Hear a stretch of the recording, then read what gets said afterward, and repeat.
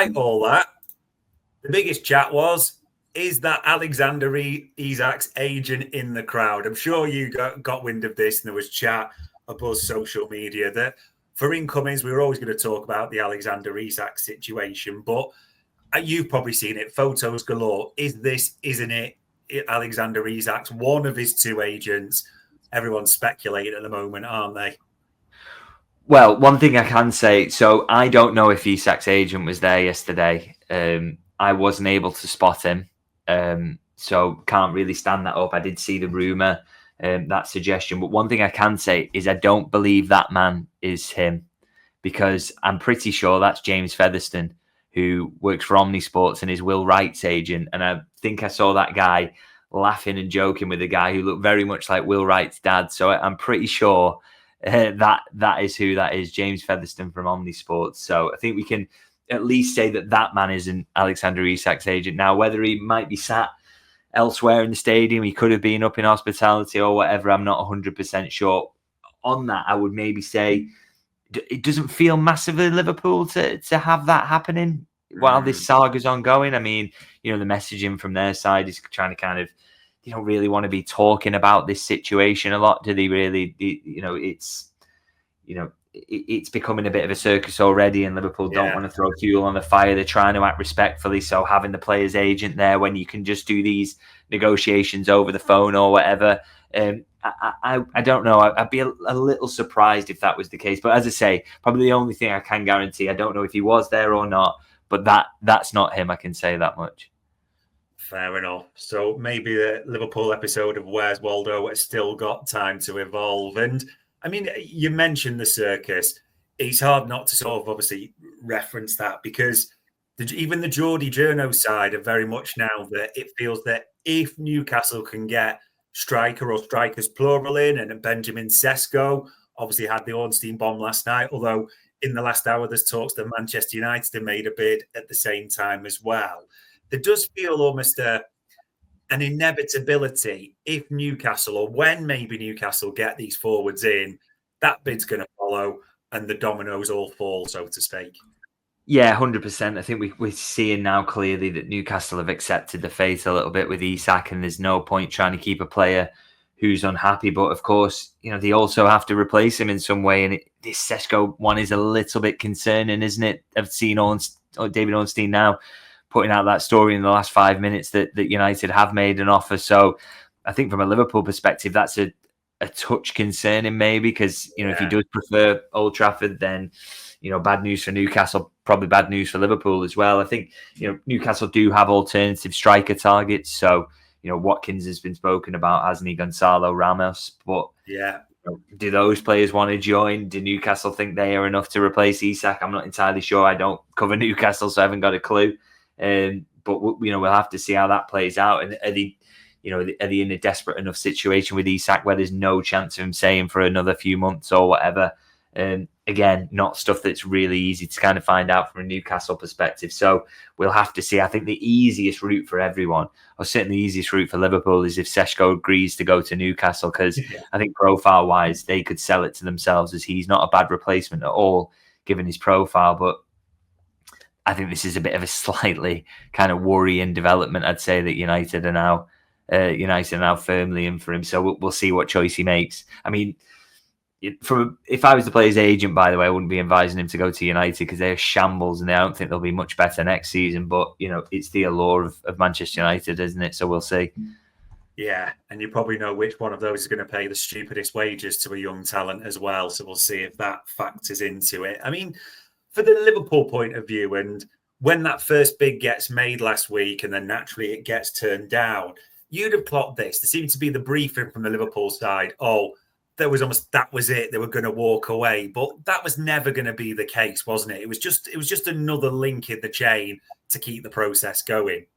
Yeah, absolutely. I mean, I people can't read, by the way, because my own reporting of it was that Liverpool are saying that they don't plan to bid again, but people didn't read past the but, unfortunately. But it was so clear from their kind of perspective that this was a little bit of a position, and a kind of, they needed to get some encouragement from Newcastle. I mean, I'm saying a position. I mean, that's just absolutely true, that Newcastle needed to give them some kind of show that they wanted to negotiate and speak. And I think the clear kind of, domino effect, as you talk about there, is that they needed to get some forwards in to know they were in a position to actually sell Isak.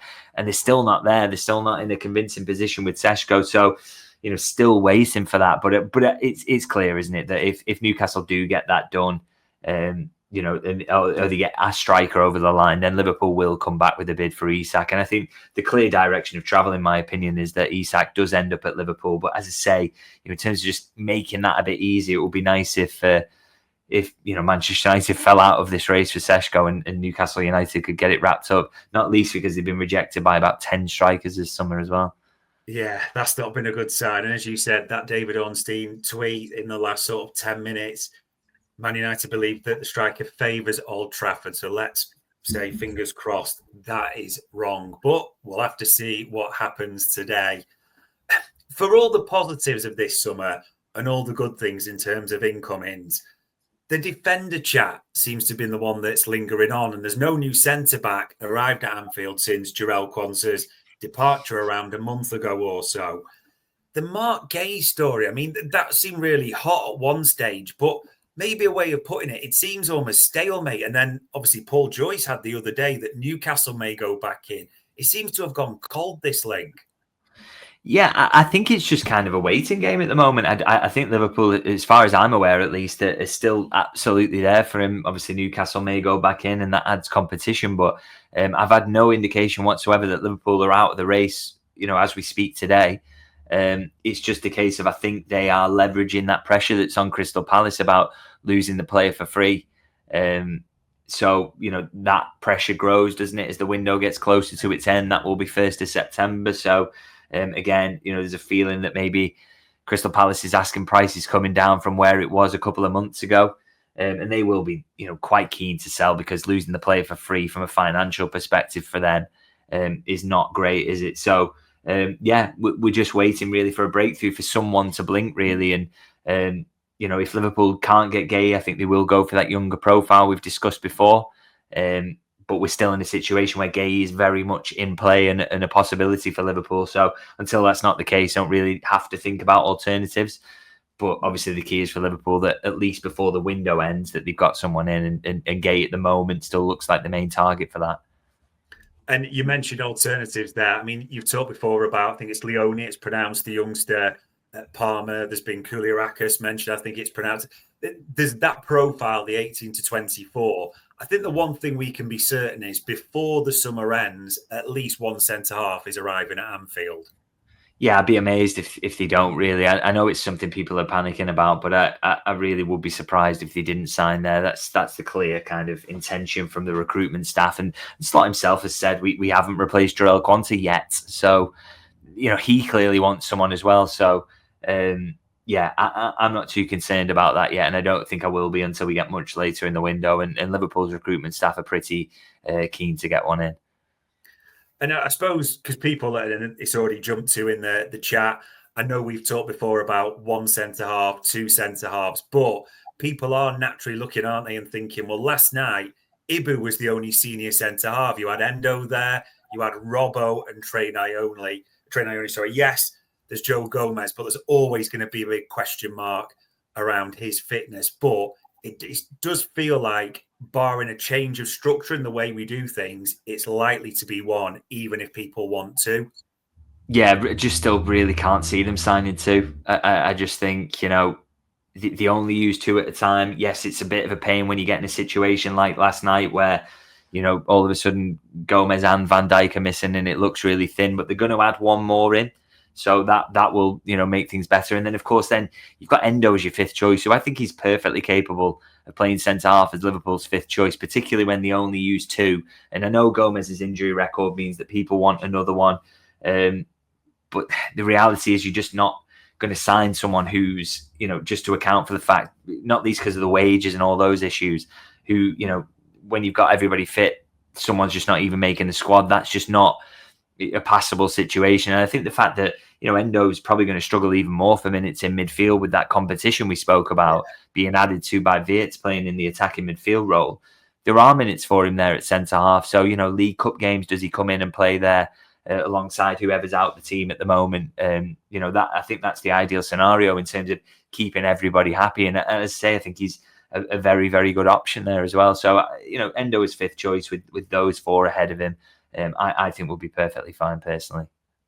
Yeah, it will be one we're all wanting to see at least one come in. So fingers crossed there's some developments on that.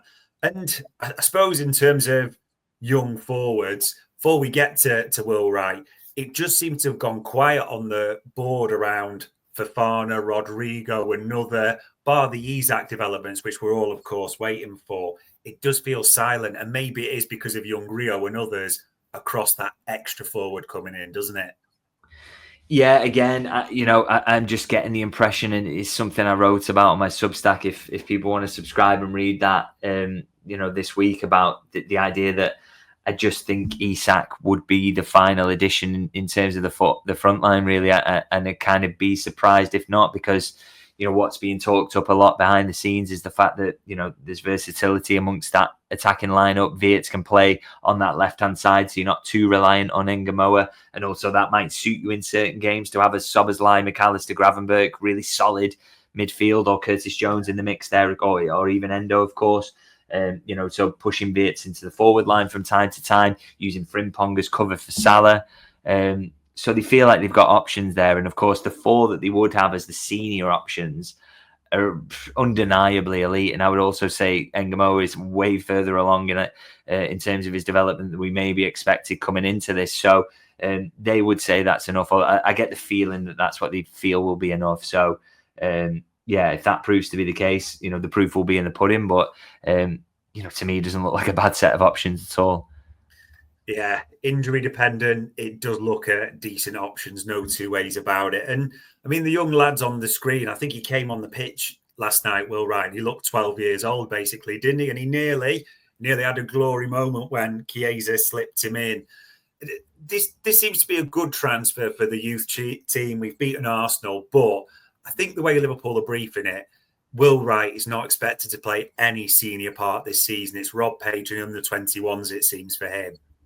Yeah, that seems to be the plan. I mean, again, does he come into the mix for the bench for a League Cup game? Certainly, if you're at home, maybe is there a chance there he could sneak in? Because again, you may be restricted on your senior forward options, and you might want to give certain ones of them a rest completely. And if it's a quite straightforward tie, having a kid like him on the bench is no problem at all. So maybe you be around it in that sense. But yeah, not getting the feeling that he's a first team signing at all. I think there's a bit of development for him to do there, but it looked lively at times, didn't he, when he came on? Yeah. Shame he didn't bag that one at the end. That would have been really nice for him, but I liked his movement, I liked some of his pressing as well, so clearly a talent there, but not someone who's quite, I think, going to be a big part of the first team like Ngamoa maybe coming into next season. It is interesting, this, and a few have put this, as Podol's put there, Slot has talked about 2 players for each position. We know that's a quote that he's given directly before. Yeah, as he said, say players out of position as cover is fine, and almost having that small squad at the same time. But, I mean, we could only work off what seems to be suggested, which does seem to be Isak potentially and a centre-half, maybe Guehi, when no one's fully sure. But there's nothing, even as much as some of us would like it, that suggests another 3, certainly not 4 coming in the door, is there? No, the thing is, I know Slot has said that, but you kind of sometimes, the managers, you got to kind of read between the lines sometimes, and also just accept what he's doing. So, for example, I mean, he will have 2 in every position for the goalkeeper, the back 4, central midfield, absolutely. The only area where he maybe won't have that is in the forward line. But as I say, there are alternative options there. I mean, look, if he said to the recruitment staff, I don't want to sign Isak, but I'd rather spread that money across 2 players, that would absolutely be the call, and everybody would get on board with that. But I think he sees the value in having 4 senior options who are absolutely up here level. And you throw Wirtz into that because he is kind of, on top of that, really, because he is an elite creator and goal scorer as well himself. Yeah. I think he's happy with that. And that's certainly the picture I'm getting, so that he's happy he doesn't necessarily need a Diaz Gakpo situation on the left-hand side. He's absolutely happy that he'll use Ngamoa sometimes. He'll maybe use Wirtz out there in certain games. And that versatility, that flexibility allows everybody to pick up the minutes that will keep them happy throughout the season. So these decisions wouldn't be made without his input. And if he wanted 2 more forwards rather than 1, I just don't think they would be dropping 120, 130 million on Alexander Isak. Yeah, it does seem that way. Well, we'll have to see if there's any developments, because United may have just thrown a fly in the ointment, but bound to be things coming up around incomings this week.